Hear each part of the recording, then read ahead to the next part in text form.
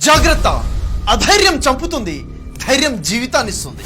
జింక ఒక గంటకి దాదాపుగా 80 కిలోమీటర్ల వేగంతో ప్రయాణం చేస్తుంది. కానీ ఒక పులి 60 కిలోమీటర్ల వేగంతోనే ఒక గంటకి ప్రయాణం చేస్తుంది.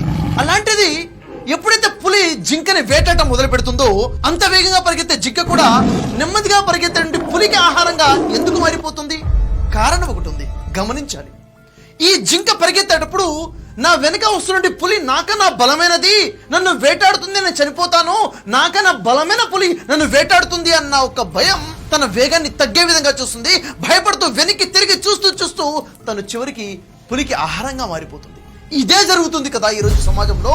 ఈరోజు కరోనా కరోనా కరోనా అని కరోనా భయం పట్టుకుంది ప్రజలందరికీ కూడాను. వాస్తవానికి కరోనా అనేక రకాల వైరస్లు, ఇది ఒక వైరస్ మాత్రమే. కానీ ఎంతగా భయం ప్రజలు వచ్చేసిందంటే కరోనా అంటే రాకముందే కరోనా పేరు వినే చనిపోయే పరిస్థితి. కానీ దేవుడు మనకిచ్చినటువంటి ఇమ్యూనిటీ పవర్ ఎంత స్ట్రాంగ్ అంటే కరోనా చేసే దాడిని తిరిగి కొట్టగలిగే ఇమ్యూనిటీ మనలో ఉంది. అయినా కానీ ఇంత గొప్ప ఇమ్యూనిటీ పవర్ ఉండి కూడా కరోనా అన్న భయంతో ఎందుకు చనిపోతున్నారు? కేవలం భయం మాత్రమే చంపుతుంది, కరోనా కాదు. మనం చూడండి, ఎంతో మంది కరోనా పాజిటివ్ వచ్చిన తర్వాత కూడా వాళ్ళ ఇమ్యూనిటీ పవర్తో ఫైట్ చేసి వాళ్ళు నార్మల్గా డిశ్చార్జ్ ఇంటికి వస్తున్నారు కదా. హాస్పిటల్ వెళ్లకుండా ఇంట్లో ఉన్న వాళ్ళే కోలుకుంటున్నారు కదా. కానీ ఎందుకని ఈ భయం? ఎక్కడో ఎవరో చనిపోయారు, వారు చనిపోయింది కరోనాతోనేనా?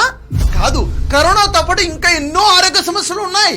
వాళ్ళకు షుగర్ ఉందో, లేకపోతే కిడ్నీ సమస్య ఉందో, హార్ట్ ప్రాబ్లం ఉందో, ఇంకా ఏమేమో సమస్యలు ఉన్నాయి. వాటితో పాటు అతి పెద్ద సమస్య ఏంటో తెలుసా? ధైర్యాన్ని కోల్పోవడం, అధైర్యంగా ఉండడమే వారు చేసిన అతిపెద్ద సమస్య. కాబట్టి సోదరులారా, నేను మీకు చెప్పాలనుకుంది ఒకటే, మీకులో ఉన్నటువంటి ఇమ్యూనిటీ చాలా గొప్ప ఇమ్యూనిటీ. ఇది చాలు కరోనాతో ఫైట్ చేయడం కోసం. కరోనా అనేది అతి చిన్న సమస్య, ఈజీగా మనం దాన్ని దాడి చేయొచ్చు, ఈజీగా దాని మీద మనం గెలుపు సాధించవచ్చు. ధైర్యం జీవితాన్ని ఇస్తుంది, అధైర్యం మరణాన్ని ఇస్తుంది. కాబట్టి ధైర్యంగా ఉందాం, కరోనా రాకుండా ప్రికాషన్స్ తీసుకుందాం, భౌతిక దూరాన్ని పాటిద్దాం. కరోనా వస్తే భయపడాల్సిన అవసరం లేదు. కరోనాని మించినటువంటి బలం, ఇమ్యూనిటీ మీలో ఉందన్న విషయాన్ని మర్చి